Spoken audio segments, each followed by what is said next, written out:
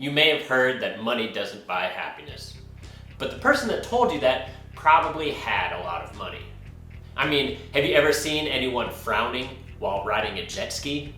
I think what's closer to the truth is having money is not everything. Not having it is. Kanye West, of all people, said that. And while I don't usually take financial advice from rappers, in this case, I think he actually makes a pretty good point. When you don't have a lot of money, it causes a lot of pain, frustration, and anger. It consumes your life and becomes the lens through which you see the world. And when we don't have a lot of money, all of our problems seem to revolve around it. Now, being rich is not going to suddenly fix all of the problems in your life, but stacking up a few bills does seem like a worthwhile pursuit. When you become financially free, your decisions no longer have to be made solely on the basis of money. You're not going to have to choose this other job just because it pays a little bit extra. You're not going to have to pick between working overtime or going to your daughter's soccer game.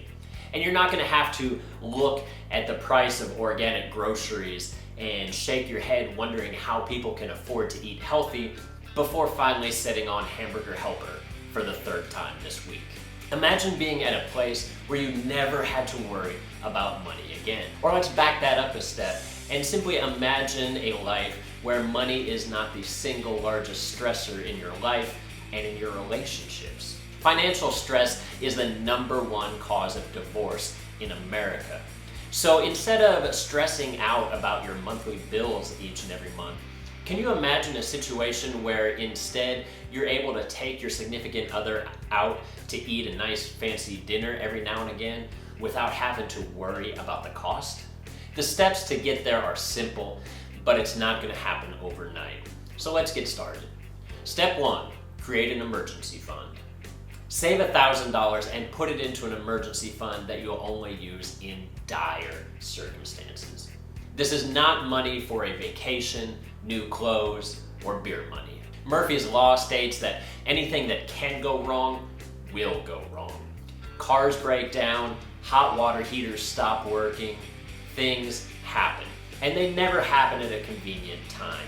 It always seems to happen at the worst possible time, and that's when you're going to use your emergency fund. And this money will shield you from those crazy times, so save as rapidly as possible. In order to speed this process up, consider selling a few items on Facebook Marketplace, Craigslist, or eBay. If you're like most people, you tend to accumulate a lot of stuff over the years that you don't really use anymore. But just because you don't get much use out of it anymore doesn't mean that somebody else won't pay a premium for it. Remember, one man's trash is another man's treasure.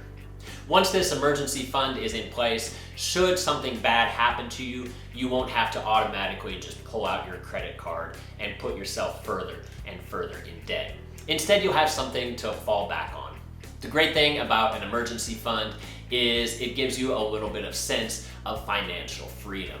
Maybe for the first time in your entire adult life, you'll have a little bit of room to breathe, financially speaking. This step is the quickest way to start to gain some control back in your life. Step 2, pay off your debt. Roughly 80% of Americans live in debt. We live in a society where this has become the status quo. Maybe we bought a bunch of junk that we didn't need in order to fill up an apartment that we couldn't afford. Or maybe we bought a new car when we could have bought used.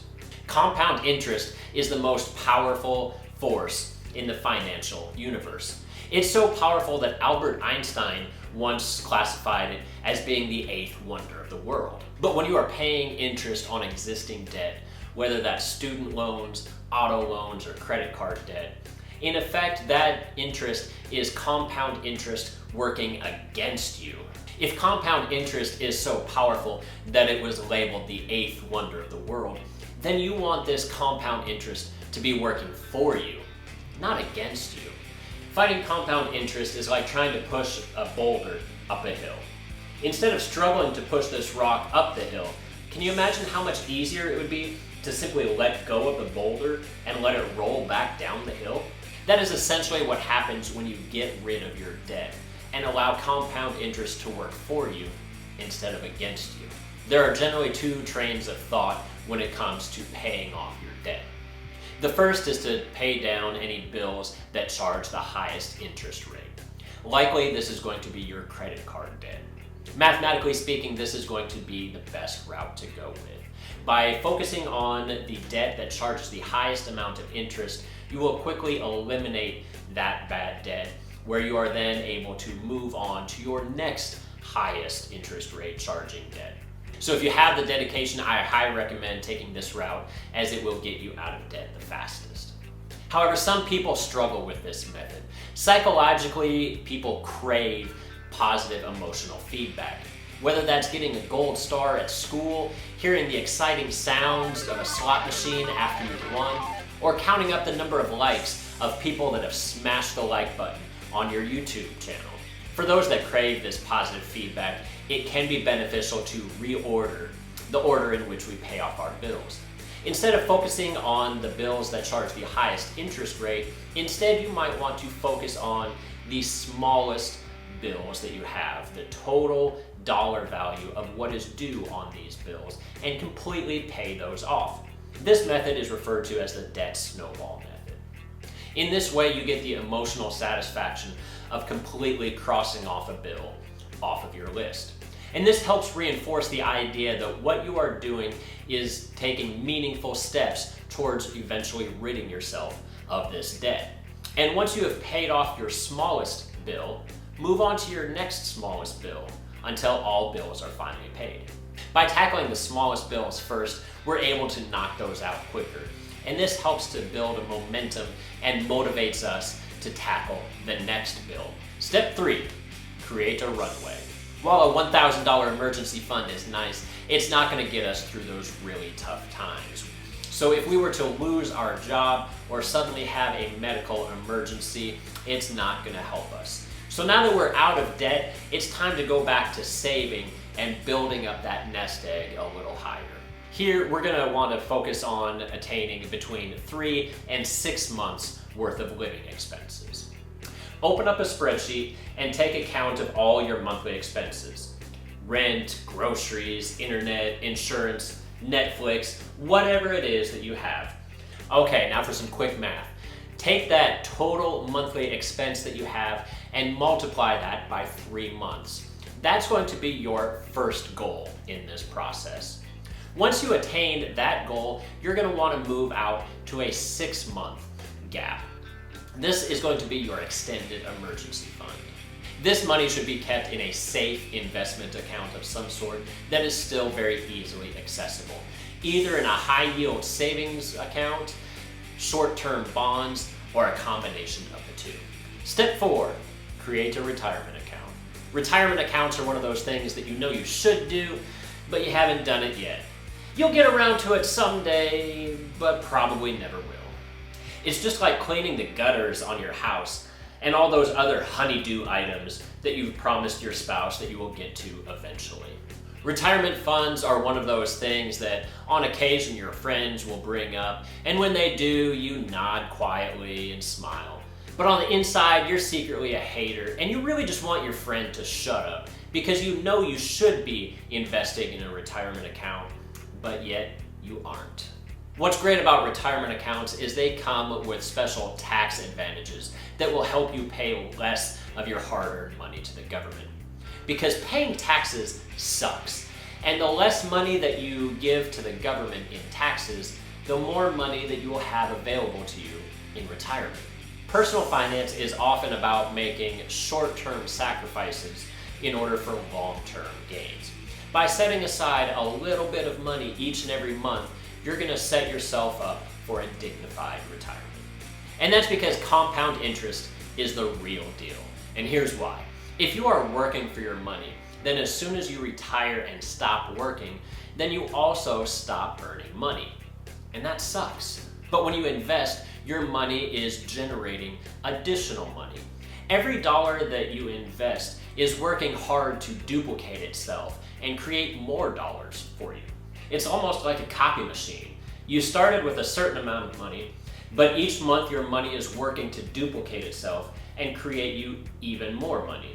And your money is relentless. It works 24 hours a day, 365 days a year. So even if you do ultimately retire and stop working, your money is going to continue working for you day after day. This way you have a steady stream of income coming in, even if all you're doing now is working on your golf game. Say you put $10,000 into a 401k, receiving a 10% annual return at the age of 20. If you never touch that money again until you turn 70 years old, you'd have almost $1.2 million in the bank. All that from simply putting away $10,000. Now imagine instead of a one-time deposit, if instead you are able to make consistent monthly deposits into your retirement account for years or decades. Use a compound interest calculator found online to see how much money you might have during retirement based on your annual contributions. Alright, so for me personally, I invest using M1 Finance. It's a completely free stock trading app that helps me to automatically diversify my money. If you're interested in getting started, I'll have a link below. I invest primarily in low-cost index funds. So since 1923, when the S&P started, it has generated a return of between 10 and 12% annually. Now that's over the long run. That is not over a 1-year period or a 5-year period. Remember, when we're investing for the long haul. So when you're investing, it's important to stay consistent. And nothing will help you stay consistent more than automating your finances. Thankfully, M1 Finance allows you to set up automatic deductions from your bank account so that it will automatically invest a predefined amount of money into the market for you each and every month. And once it's invested, don't look at it. Because when you first start investing, it's really easy to want to see what the stock market is doing each and every day. And when the market is doing good and you made some money, you feel fantastic. But when the market is down and you're starting to lose money, you start to panic or feel depressed. But remember, we're in this for the long haul. Temporary ups and downs in the market mean nothing to us. Stick to your plan and invest a little bit of money each and every month, regardless of whether the economy is doing good or bad, and in the long run, you'll do just fine. When the financial crisis of 2008 happened, a lot of people panicked and lost a lot of money.